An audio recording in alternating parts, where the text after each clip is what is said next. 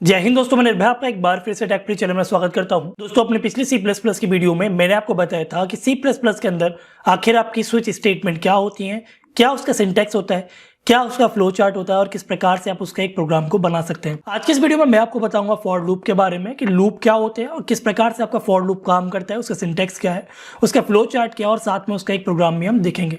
तो दोस्तों, आज की इस वीडियो को स्टार्ट करने से पहले मैं आपको कहूंगा कि अगर आप इस चैनल पर पहली बार हैं तो कृपया इस चैनल को सब्सक्राइब कर दीजिए, क्योंकि मैं समय समय पर आपके लिए ऐसे ही वीडियोस लाता रहता हूं। सो दोस्तों, मेरा कैसे बर्बाद है कि आप वीडियो को स्टार्ट करते हैं। देखिए, आपने लूप शब्द कई बार सुना होगा। लूप का मतलब होता है बार बार एक ही काम को दोहराना। देखिए, अगर आपके पास एक ऑडियो क्लिप है तो उसमें भी लूप्स होते हैं। जैसे कि आप म्यूजिक जब सुनते हैं तो वहां कोई एक वोकल होती है, वो वोकल को बार बार यूज करके एक पूरा का पूरा एक ऑडियो फाइल बना देते हैं। बार बार वो आपकी वोकल यूज होती है। एक अलग एग्जांपल से हम समझने की कोशिश करते हैं कि सपोज कीजिए आपकी मम्मी ने बोला आपको कि भाई एक मैगी लिया, तो आपके दुकान के पास आप मैगी ले आए। फिर आप वापस घर पे आए, उस काम को करने के बाद आपकी मम्मी ने बोला कि भाई एक बार और फिर से लिया ना, तो आप दोबारा से गए, फिर से मैगी उठा लाए, दोबारा से गए, फिर उठा लाए। मम्मी ने दोबारा बोल दिया कि भाई तू दोबारा जा। यानी कि एक बार में मम्मी नहीं बोल रही है आपकी, मम्मी आपकी बोल रही है भाई बार बार जा, बार बार जा, बार बार जा, जब तक मुझे ये ना लगे कि हाँ अब हमारे पास काफी मात्रा में मैगी हो चुकी है। यानी कि एक ही काम को बार बार बार बार बार बार करते रहना। पर अगर आप एक ही काम को बार बार बार बार बार बार करते रहेंगे तो ऐसे तो कभी आपका काम खत्म ही नहीं होगा, और इसको आप बोलते हैं इनफाइनाइट या इन्फिनिटी आप बोल सकते हैं। इन्फिनिटी का सिंबल ये होता है, इन्फिनिटी का सिंबल होता है कि इसका अंत ना होना, ये बार बार काम चलता रहेगा।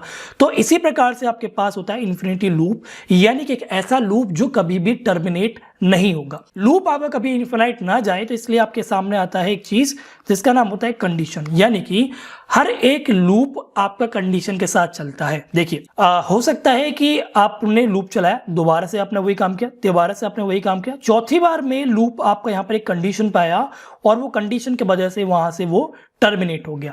यानी कि हर एक लूप के पास एक कंडीशन होनी अनिवार्य है जिसकी वजह से वो इन्फिनाइट नहीं जा पाए। लूप का मतलब आप समझ गए होंगे, बार बार एक ही काम को करते रहना तब तक जब तक उसकी कंडीशन सेटिस्फाई है। अगर कंडीशन सेटिस्फाई है तो लूप आपका चलता रहेगा, कंडीशन आपकी सेटिस्फाई नहीं है, लूप आपका उधर ही टर्मिनेट हो जाएगा। लूप आपके तीन प्रकार के होते हैं। पहला लूप होता है आपका फॉर लूप, दूसरा लूप होता है आपका व्हाइल लूप और तीसरा लूप होता है आपका डू व्हाइल लूप। तीन प्रकार के लूप आप C++ के अंदर यूज करते हैं। देखिए, फॉर लूप आज के हम इस वीडियो में समझ रहे हैं, व्हाइल, फॉर और डू ये तीन आपके कीवर्ड्स होते हैं और इसीलिए ये कीवर्ड्स हैं, इसलिए ये हमेशा लोअर केस में लिखे जाएंगे। यानी कि फॉर को आप कुछ इस प्रकार से नहीं लिखकर FOR ही लिखेंगे। देखिए, जब आप फॉर लूप की बात कर रहे हैं तो सबसे पहले आपको लिखना पड़ता है फॉर कीवर्ड का, यहाँ पर F जो है वो आपका स्मॉल कैरेक्टर है, देन आपको यहाँ पर पैरेंथेसिस का ओपन करना पड़ता है। फॉर लूप के अंदर आपकी मिनिमम 3 एक्सप्रेशन होती हैं। पहली एक्सप्रेशन जो होती है एक्सप्रेशन नंबर 1 आप उसे बोलते हैं। उसके बाद आप यहाँ पर इसे सेपरेट करने के लिए सेमीकोलन का यूज करते हैं। देन आपके पास एक एक्सप्रेशन होती है एक्सप्रेशन नंबर 2, इसको सेपरेट करने के लिए आपको लिखना पड़ता है यहाँ पर फिर से सेमीकोलन। फिर आपके बाद आती है एक्सप्रेशन नंबर 3। ये 3 आपकी एक्सप्रेशन होती है फॉर लूप, और फॉर लूप की एक बॉडी होती है जिसके अंदर आप जिस भी स्टेटमेंट को बार बार मतलब प्रिंट कराना चाहते हैं या फिर एग्जीक्यूट कराना चाहते हैं तो वो आप यहाँ पर लिख सकते हैं। अब बात आप यहाँ पर ये समझिए कि जो आपकी एक्सप्रेशन नंबर 1 होती है ये काम आती है आपके इनिशियलाइज करने के।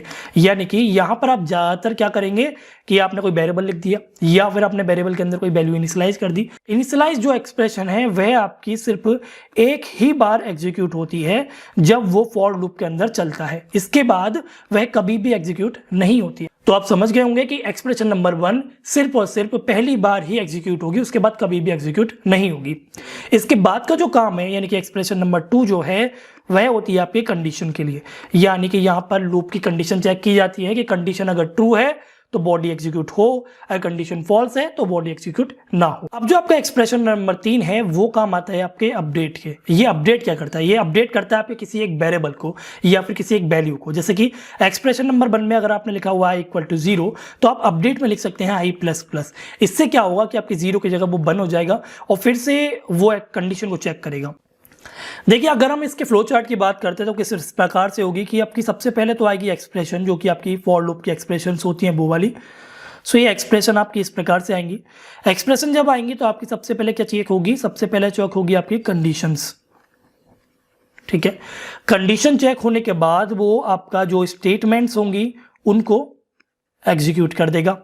स्टेटमेंट तभी आपके एग्जीक्यूट होंगे जब आपकी कंडीशन यस होगी, और कंडीशन अगर फॉल्स होगी तो लूप आपका बाहर जाएगा और यहां पर आकर टर्मिनेट हो जाएगा। ठीक है, अभी आप मान लीजिए कंडीशन आपकी ट्रू है, स्टेटमेंट आपकी प्रिंट होगी। स्टेटमेंट जब आपकी प्रिंट हो जाएगी तो आपकी जो आई है या जो भी है वो अपडेट होगा फिर से, और जब वो अपडेट हो जाएगा तो वापस जाएगा कंडीशन के पास और यहां पर आकर वो कंडीशन को दोबारा से चेक करेगा। कंडीशन फिर से चेक करेगा, यस है तो स्टेटमेंट दोबारा प्रिंट होगी, उसके बाद फिर से अपडेट होगा। अगर नो है तो सीधे सीधे वो टर्मिनेट हो जाएगा। दोस्तों यहाँ पर मैंने एक प्रोग्राम लिखा हुआ है फॉर लूप का। यहाँ पर सबसे पहले मैंने एक इंटीजर टाइप का एक वेरिएबल डिक्लेयर किया हुआ जिसका नाम आई है। उसके बाद मैंने यहाँ पर फॉर लूप लिखा हुआ है। फॉर लूप के अंदर मैंने तीनों एक्सप्रेशन लिखी हुई है, उनको सेपरेट करने के लिए मैंने यहाँ पर सेमीकोलन लगाया हुआ है। ये जो आपके इनिशियलाइज वाली एक्सप्रेशन नंबर 1 है वो हमेशा एक बार ही एग्जीक्यूट होती है, यानी कि पहली बार ही वो एग्जीक्यूट होगी, उसके बाद कभी भी फॉर लूप कभी भी इसको दोबारा से एग्जीक्यूट नहीं करेगा। तो यहाँ पर जब ये एग्जीक्यूट हो जाएगी तो आई की वैल्यू आपकी यहाँ पर 0 हो जाएगी। देन आपकी एक्सप्रेशन नंबर 2 यानी कंडीशन वो आपकी एग्जीक्यूट होगी। अगर ये कंडीशन ट्रू होती है तो आपकी ये बॉडी एग्जीक्यूट होगी। अगर ये कंडीशन आपकी फॉल्स होती है तो आपका ये पूरा का पूरा लूप जो है वो बाहर ही चला जाएगा, यानी कि टर्मिनेट हो जाएगा। ठीक है, अगर ये कंडीशन ट्रू होगी तो आपका ये सी आउट जो है फॉर लूप को प्रिंट करेगा, और जब ये एग्जीक्यूट हो जाएगा तो आपका ये कर्ली ब्रैकेट को देखते ही वापस से आपका कंपाइलर उठेगा और यहाँ आई प्लस प्लस यानी कि अपडेट वाली जो एक्सप्रेशन नंबर 3 होती है फॉर लूप की वहां पर जाएगा। यानी कि ये स्टेप नंबर हो गया आपका 4। अगर ये जो कंडीशन है वो ट्रू होती है तो ये स्टेप नंबर हो गया आपका 3। तो इससे आपको बात ये समझ में आएगी, पहला एक्सप्रेशन नंबर 1 जो इनिशियलाइज करने का काम आता है और एक बार ही एग्जीक्यूट होता है।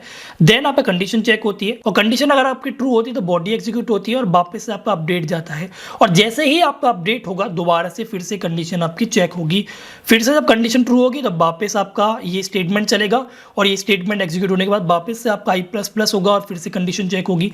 कंडीशन जब भी आपकी फॉल्स होगी आपका लूप टर्मिनेट हो जाएगा। अब यहां पर जो आपकी कंडीशन है वो I is less than to 5 पर जाकर फॉल्स होगी। तो एक बार जब हम इसे एग्जीक्यूट करते हैं देखते हैं इसका आउटपुट क्या आता है। तो दोस्तों आप यहाँ देखेंगे आपके सामने फॉर लूप जो है वो 5 बार प्रिंट हुआ है, यानी कि आपका 0 1 2 3 4 तक आपका लूप ट्रू रहा है तो कंडीशन आपकी प्रिंट होती रही है। जैसे उसे 5 मिला कंडीशन आपकी फॉल्स हो गई। तो दोस्तों आज इस वीडियो में सिर्फ इतना ही। आशा करता हूं आपको वीडियो पसंद आई होगी। अगर ये वीडियो पसंद आई है तो कृपया इस वीडियो को लाइक कर दीजिए, शेयर कर दीजिए अपने दोस्तों के साथ। अगर इस चैनल पर है तो कृपया जरूर सब्सक्राइब कर दीजिए। दोस्तों वीडियो देखने के लिए धन्यवाद।